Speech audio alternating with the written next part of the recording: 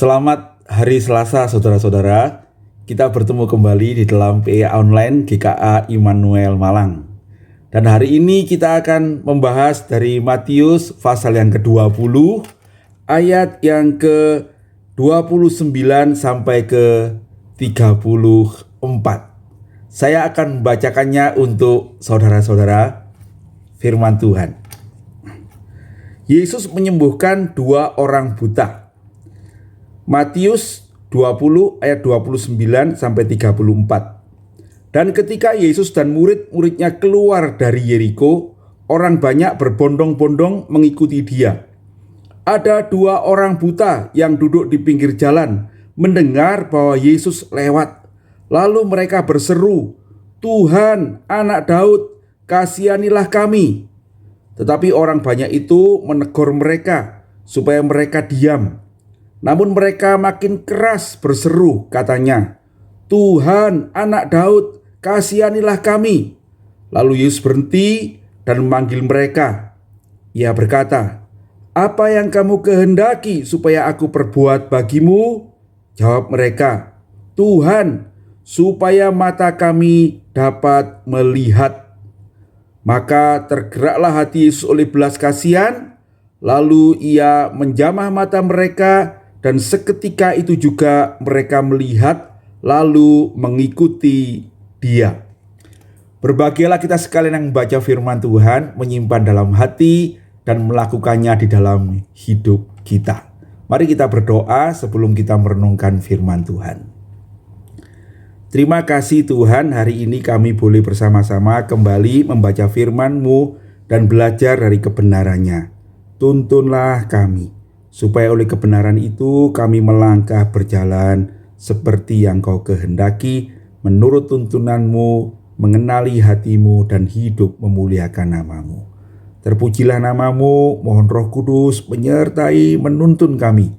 Dalam nama Tuhan Yesus, kami berdoa dan mohon tuntunan ini.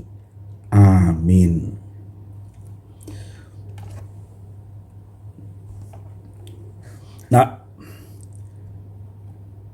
Nah, saudara-saudara sekalian, kita sudah sampai ke seberang sungai Yordan sekarang ya. Kita sudah sampai ke Yeriko. Pada bagian yang lalu kita berbicara tentang Tuhan Yesus di daerah Perea ya. Perea itu di sebelah timur sungai Yordan ya. Sekarang Tuhan Yesus sudah menyeberang dan menuju ke sebelah barat sungai Yordan ya. Masuk ke kota Yeriko. Yeriko itu kira-kira tinggal kira-kira 20 kilometer lebih begitulah dari Yerusalem ya. Sudah dekat kota Yerusalem, sudah mendekati Paskah ya, Paskah yang terakhir saat Tuhan disalibkan. Nah, saudara-saudara sekalian, Tuhan Yesus sudah memberitakan tentang bahwa Dia akan dianiaya, dihukum mati, diserahkan pada orang berdosa, lalu disalibkan, dan pada hari yang ketiga Dia akan bangkit. Dia sudah memberitakannya 3 kali. Jadi saudara-saudara, kita mengerti bahwa ini adalah saat-saat yang mendekat, ini adalah minggu-minggu terakhir di mana Tuhan Yesus akan masuk ke dalam masa-masa sengsaranya. Nah, dikatakan di bagian ini ayat 29, Tuhan itu dan murid-muridnya keluar dari Yeriko dan banyak orang berbondong-bondong mengikuti dia. Nah, kisah ini ditulis dalam Markus dan Lukas. Nah, kalau saudara perhatikan di Lukas, saudara-saudara, diceritakan bahwa Tuhan itu masuk kota Yeriko. Kalau di sini katakan keluar dari Yeriko. Nah, sebetulnya apa yang terjadi? Saya membaca dari penafsir mengatakan ini perspektif menceritakannya saja ya, tentang Yeriko yang mana ini ya. Nah, dikatakan kalau dia keluar dari Yeriko, itu adalah Yeriko yang lama ya. Kota Yeriko itu yang dirobohkan oleh Yosua itu ya, yang dikelilingi 7 hari, dan kemudian ketika trompet berbunyi roboh temboknya itu ya. Dan dikatakan Yeriko itu masih ada puing-puingnya sampai hari ini ya. Itu Yeriko yang lama. Nah, tapi kemudian ada kota Yeriko yang baru, yaitu yang di sampingnya, begitu ya, di sampingnya. Nah, kota Yeriko yang lama itu terletak lebih ke timur daripada Yeriko yang baru. Sehingga dikatakan kalau ketika Yesus dan murid-muridnya keluar dari Yeriko ini, yang dimaksud adalah mereka melewati kota Yeriko yang lama. Dan kalau di Lukas diceritakan dia masuk kota Yeriko itu, kota Yeriko yang baru di mana ada Sakius itu ya. Nanti setelah peristiwa ini, kalau kita membaca Lukas, nanti ada peristiwa Sakius sebetulnya ya. Tuhan masuk kota Yeriko itu dan kemudian bertemu dengan Sakius, orang pendek itu. Nah ya. Nah, tapi dikatakan di sini di dalam Markus dan Matius itu menceritakan tentang Yesus keluar dari kota Yeriko yang lama itu ya. Dan orang banyak mengikuti dia dan dikatakan sebetulnya itu dia sedang masuk pintu gerbang kota Yeriko sebetulnya yang baru. Nah, biasanya di pintu gerbang itu banyak orang pengemis ya pada zaman itu. Ya, kita mesti menyadari pada zaman Tuhan Yesus itu banyak orang miskin.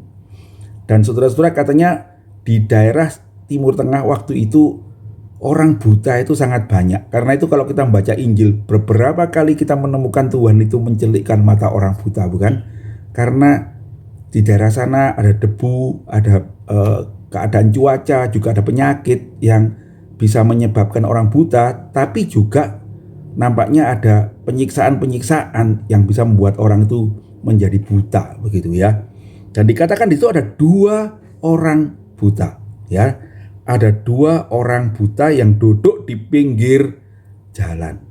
Penafsir mengatakan itu adalah jalan masuk kota. Kenapa? Karena jalan masuk kota itu selalu ramai orang lalu lalang. Dan pengemis-pengemis dari situ kayak hari ini kita di lampu merah begitu, yang ada kesempatan untuk minta begitu ya, menjadi pengemis begitu ya. Nah, ketika Tuhan Yesus lewat, 2 orang ini mengenali atau mendengar cerita tentang Tuhan Yesus ini. Sama dengan Sakius nanti juga mendengar cerita tentang Tuhan Yesus ini ya. Lalu mereka berseru, perhatikan seruannya itu ya. Tuhan, Anak Daud, kasihanilah kami. Nah, saudara-saudara, kata Tuhan itu adalah kata yang umum dipakai pada waktu itu, menunjukkan Tuhan atau Tuan gitu ya. Tetapi kata Anak Daud itu menunjukkan bahwa pengemis ini mengenali bahwa yang lewat ini adalah Mesias. Nah, perhatikan ya. Jadi di hari-hari terakhir itu Yesus itu menyatakan dengan jelas kemesiasannya. Kita kemarin berbicara tentang Yohanes dan Yakobus minta tempat di sebelah kiri dan kanan itu ya, karena mereka juga tahu Mesias. Dan sesungguhnya banyak orang menyadari dia adalah Mesias. Nanti di pasal 21 kita akan menemukan Tuhan masuk ke Yerusalem sebagai Mesias, saudara-saudara. Nah, pengemis ini kenal ya, sehingga dia berseru, Tuhan, nah sesungguhnya Mesias begitu ya, juru selamat gitu ya, kasihanilah kami begitu ya. Dan itu katanya membuat orang banyak itu menegur mereka supaya mereka diam. Tapi semakin ditegur, mereka semakin keras berteriak katanya ya. Mereka makin keras berseru. Memang kata aslinya menunjukkan mereka itu berteriak dengan keras. Katanya, Tuhan, Anak Daud, kasihanilah kami. Teriakan itu penuh pengharapan dan nampaknya bukan keputusasaan.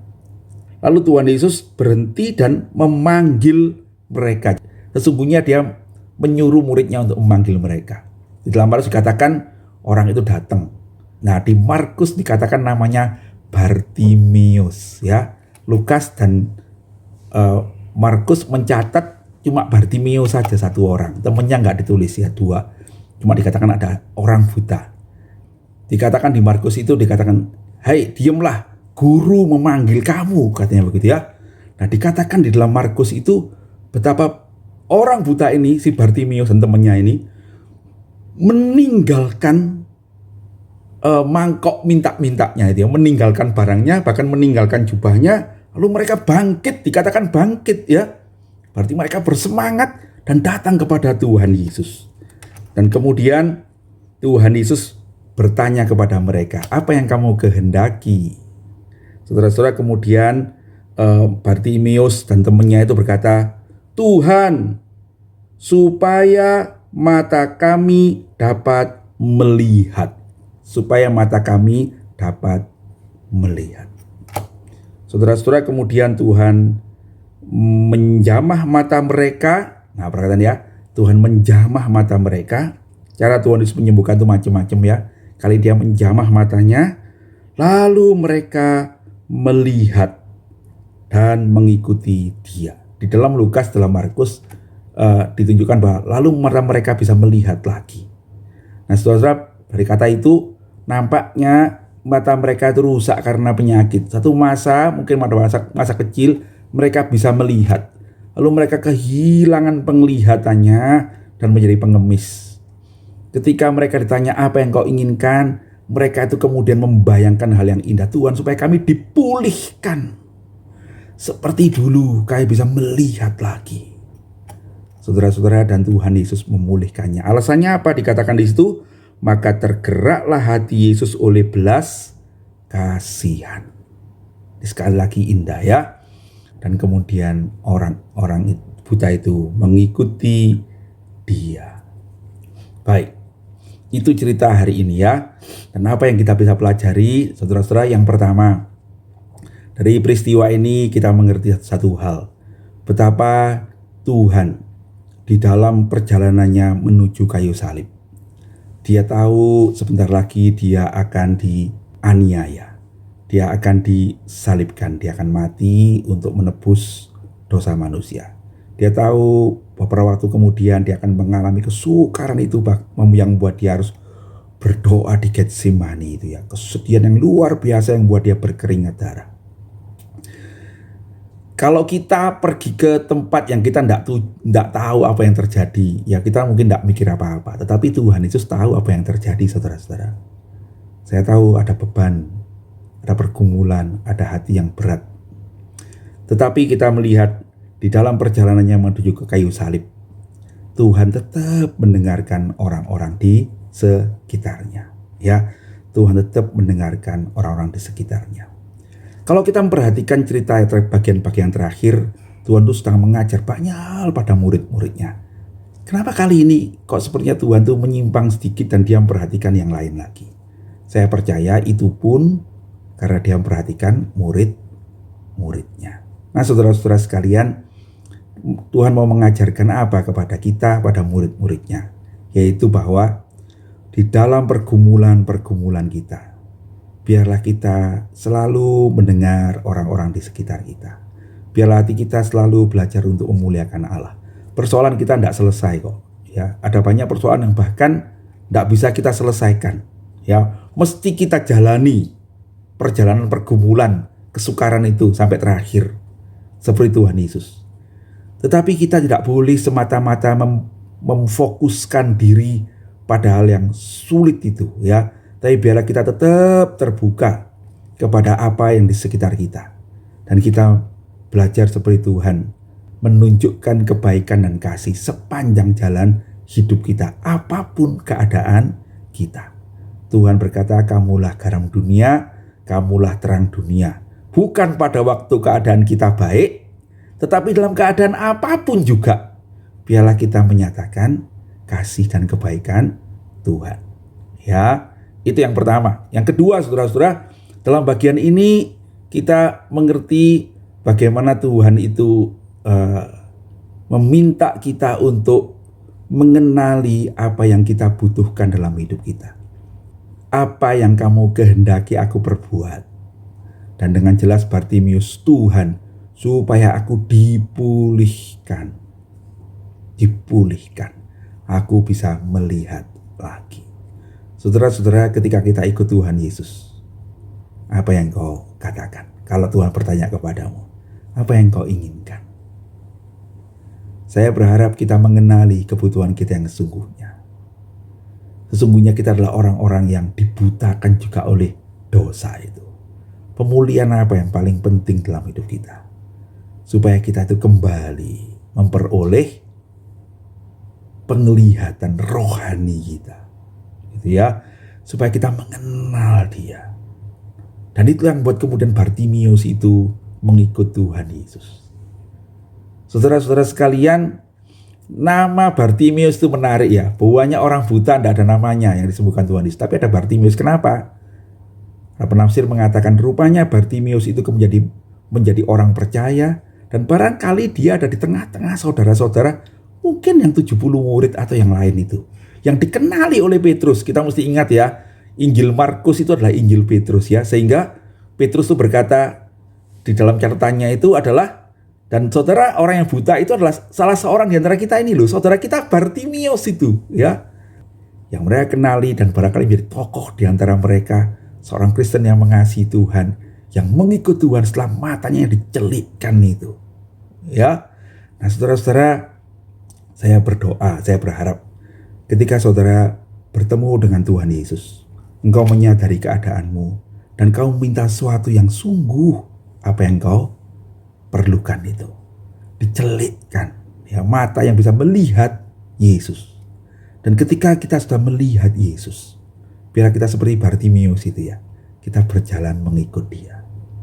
Saya berdoa saudara-saudara akan punya kesaksian yang buat semua orang bisa mengenalimu sebagai orang yang dipulihkan oleh Tuhan Yesus. Ya, Bartimius kemudian mengikut dia. Dia menjadi salah satu di antara saudara-saudara itu, berjalan menuju salib bersama Tuhan Yesus. Dan setelah Yesus bangkit dan naik ke sorga, dia bersama dengan murid-murid yang lain memberitakan Injil, menceritakan bagaimana aku dicelikkan. Sehingga cerita itu ada di tengah-tengah mereka dan dicatat oleh Matius, dicatat oleh Markus, dicatat oleh Lukas yang waktu menyelidiki keadaan-keadaan setelah dia percaya pada Tuhan Yesus. Ya. Nah, yang terakhir saudara-saudara, ayat 34 dikatakan maka tergeraklah hati Yesus oleh belas kasihan. Nah, ini sekali lagi khas Tuhan ya. Belas kasihan itu di dalam seluruh Injil katanya muncul 12 kali saja ya. Dan semuanya menunjuk kepada Tuhan Yesus atau perumpamaan tentang Tuhan Yesus atau kepada Bapa. Saudara-saudara, saya mau mengingatkan lagi, kata belas kasihan itu menunjukkan sesuatu dari dalam yang mau keluar gitu. Sebetulnya artinya itu katanya mual gitu ya. Perutnya itu diaduk-aduk. Arti katanya begitu ya. Tapi kan jelas artinya bukan mual begitu ya, tapi belas kasihan itu adalah gambaran bagaimana hati itu menggerakkan sesuatu. Nah saudara-saudara sekalian, Tuhan Yesus adalah Tuhan yang penuh dengan belas kasihan. Ya, mari kita berdoa pada Tuhan. Tuhan, berikanlah saya belas kasihan. Hati yang ada belas kasihan itulah yang membuat kita ini bisa pergi menjamah orang-orang yang lemah. Hati yang belas kasihan ini yang buat Tuhan Yesus bisa mendengar teriakan Bartimius. Hati yang ada belas kasihan yang buat Tuhan Yesus bisa mendengar nanti dan melihat Sakius gitu ya. Di dalam perjalanannya Tuhan Yesus membawa hati yang penuh belas kasihan sampai akhir hidupnya. Dalam perjalanan hidup kita saudara-saudara, dalam pergumulan-pergumulan yang kita alami, apa yang dilihat orang dalam hidup kita? Adakah kita mempunyai hati seperti hati Tuhan? Ya, hati yang penuh belas kasihan. Ya, kiranya Tuhan menolong kita saudara-saudara supaya kita pun bisa menjadi berkat bagi sesama kita. Kiranya Tuhan menolong kita supaya kita mempunyai hati seperti hatinya. Dalam perjalanan hidup kita, biarlah kita menjadi garam dan terang dunia. Biarlah kita bisa mendengar kebutuhan-kebutuhan di sekitar kita. Tuhan Yesus beri kesalib. Dia mempunyai tujuan yang jelas. Dan ini saat-saat di mana dia menghadapi pergumulan yang berat karena dia akan, bukan salibnya itu barangkali, tapi yang paling berat adalah ketika harus ditinggalkan oleh Bapa ketika dia berseru Eli, Eli lama sabachthani itu.